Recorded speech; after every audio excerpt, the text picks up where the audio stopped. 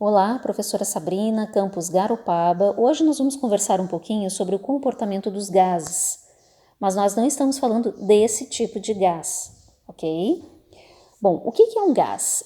A gente vai analisar a matéria no seu estado gasoso. Então, um gás ele é composto por átomos e moléculas que possuem uma fraca interação entre si.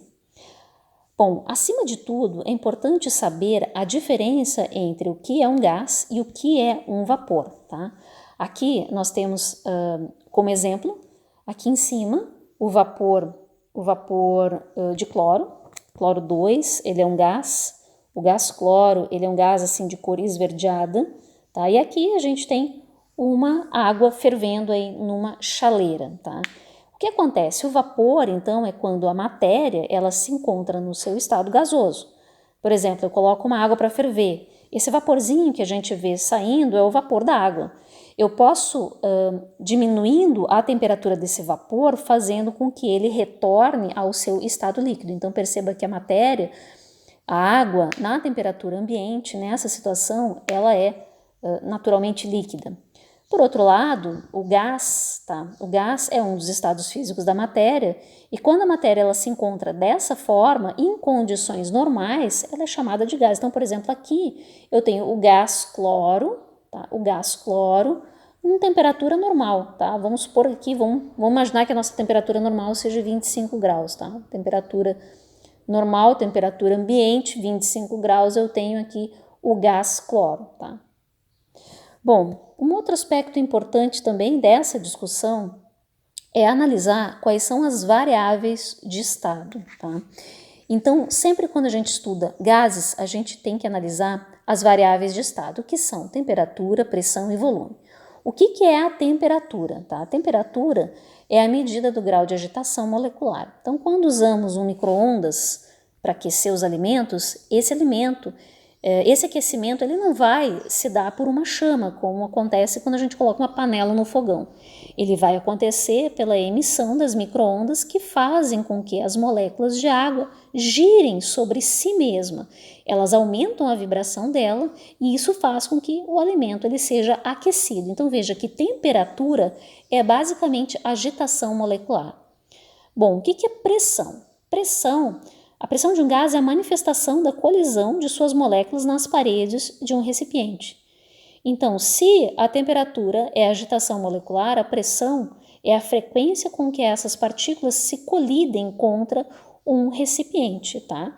A gente pode visualizar aqui, né, a questão da temperatura aqui na minha chaleira e a questão da pressão, tá? Aqui, ó, nós temos dois recipientes em que eu tenho as partículas de gás. Aqui eu tenho uma pressão, aqui eu tenho um êmbolo, né? Simbolizado aqui, ó, por esse prato, que eu tenho meu êmbolo, tá? E o tamanho dessa seta representa o tamanho da pressão que está sendo exercida nesse recipiente. Seta pequena, pressão pequena, seta maior, pressão maior. Então veja que quanto maior a minha pressão, mais próximas essas partículas estão uma da outra, tá? E maior, tá, a taxa de colisão dessas partículas contra as paredes do recipiente, tá? Isso é o que a gente chama então de pressão. E o volume, então, ele não possui forma. O gás, ele não possui forma definida e ele ocupa todo o espaço em que está contido. Então, olha aqui esse formato aqui, ó, de frasco. Parece uma lâmpada, né? O gás, ele vai ocupar todo esse volume. Aqui eu tenho esse outro frasco, um frasco maior.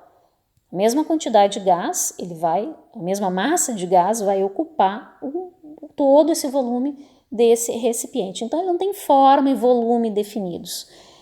Essa daí é uma das condições e variáveis de estado, são atributos que vão ser muito analisados daqui para frente.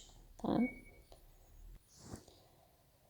Bom, a pressão ela foi medida pela primeira vez pelo matemático e físico italiano Evangelista Torricelli, que fez um experimento. Ele encheu, tá, como é possível visualizar nessa figura, tá, ele encheu um tubo fino, comprido, né, comprimento aí de 1 metro, de mercúrio. Mercúrio é um metal que fica líquido, né, em temperatura ambiente. Ele encheu esse tubo de mercúrio, tá, e tapou a sua extremidade com o dedo e depois virou esse tubo sem soltar, né, a extremidade, virou esse tubo dentro de um recipiente com água. E o que ele observou? Que essa coluna de mercúrio ele é um líquido, ele é escuro, e ele observou que essa coluna, ela baixou, certo? Ela baixou até se estabilizar em determinado ponto. E aí, claro, que ele se questionou sobre o porquê que isso estava acontecendo. E ele ponderou que deveria haver alguma outra força externa que deveria estar atuando aqui no líquido, nessa massa de água, tá? E que deveria estar contrabalançando o seu peso, certo? Esse fator foi o que ele chamou então de pressão atmosférica. Ele percebeu que a pressão atmosférica poderia ser medida então por meio da altura da coluna de mercúrio. Então, o barômetro de Torricelli, ele se baseia justamente nesse princípio. Tem-se uma coluna de mercúrio onde sabe-se que a pressão atmosférica de 1 atm equivale a essa altura aqui, 760 milímetros da altura aí da coluna de mercúrio. Tá? A pressão atmosférica, né, de 1 atm equivale à pressão no nível do mar. Tá? Lembrando, então, que desde janeiro de 2019, venda aí de termômetros de mercúrio, medidores de pressão à base de mercúrio, elas estão proibidas, né? Está proibido no Brasil devido à toxicidade do mercúrio. O próprio Torricelli, quando fez essa experiência, acabou se expondo a um metal muito tóxico. Bom, existe uma outra experiência também bastante interessante, que é a experiência do Magdeburg. Foi uma famosa demonstração pública para comprovar a existência da pressão atmosférica. Ele usou um equipamento que ele mesmo havia inventado para retirar o ar existente dentro de 2 meia-esferas de metal que ficaram unidas só pela ação da pressão atmosférica. Então ele criou um vácuo ali dentro. E o que eles fizeram? Eles colocaram 8, claro que aqui nessa imagem, nessa gravura, né? Só te parece 3 cavalos, mas na verdade o que se tinham eram 8 pares de cavalo, não foram suficientes para separar as 2 meia esferas. Então, um experimento aí bem interessante que demonstrou, né, a existência da pressão atmosférica. Bom, quais são os tipos de transformações que os gases podem sofrer? Bom, vocês já devem ter se deparado com aqueles balões de festa, quando a gente solta eles e deixam eles subir, aqueles que são cheios com hélio, eles sobem, certo? Eles vão até uma certa altura, até que eles estouram. E aí fica questionamento, né? Por que será que isso acontece? Por que o balão lá em cima, em elevadas altitudes, ele estoura, certo? Então, para explicar isso, é interessante observar esse desenho. Se a gente for analisar, para uma mesma quantidade de gás, que é o que está aprisionado aí dentro desse balão, submetida a diferentes pressões, nós vamos observar uma variação deste volume, certo? Então, percebam que aqui, nessas setas, tá? O que tem? A seta grande significa pressão grande, seta pequena, pressão pequena.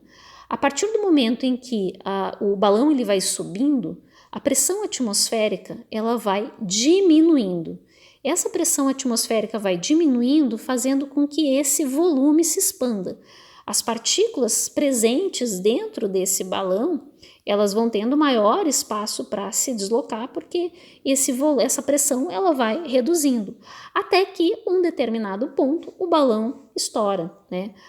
O material da bexiga não consegue suportar o volume do balão, o volume do gás. Tá? Esse é um tipo de transformação chamada transformação isotérmica. Tá? Então, quanto menor for o volume, mais comprimido estão as moléculas e maior vai ser o número das colisões com as paredes do frasco, do recipiente. Então, assim a gente tem um aumento da pressão. Então, é isso que está me representando aqui, essa imagem, e é isso que dizia a lei do Boyle-Mariotte, que foram cientistas, então, que elaboraram essa lei. Então, se a gente observar aqui o gráfico, eu tenho uma pressão, tá? Uma situação inicial, uma primeira pressão, uma pressão 2, tá? E aí o que acontece? Uma pressão 2, estou representando 2 pezinhos em cima desse êmbolo. A partir do momento em que eu tiro um desses êmbolos aqui, a pressão ela reduz pela metade. A pressão reduzindo pela metade, o que acaba acontecendo com esse volume? O volume ele aumenta, ó, ele expande, que é isso que a gente está vendo ali no balão. O volume, a pressão está diminuindo e esse volume do gás ele está aumentando. Essa fórmula aqui, essa lei do Boyle, também é conhecida como lei de Boyle, ela é representada por essa equação aqui, que me diz que a pressão P1V1, né, que é a pressão no estado inicial, é igual a P2V2, a pressão no estado final, tá? O Robert Boyle, ele publicou a sua famosa lei em 1660, tá? Se nós formos observar, existem outras condições também. A primeira situação visualizada do balão é uma situação em que eu tenho uma transformação isotérmica. E o que é uma transformação isotérmica?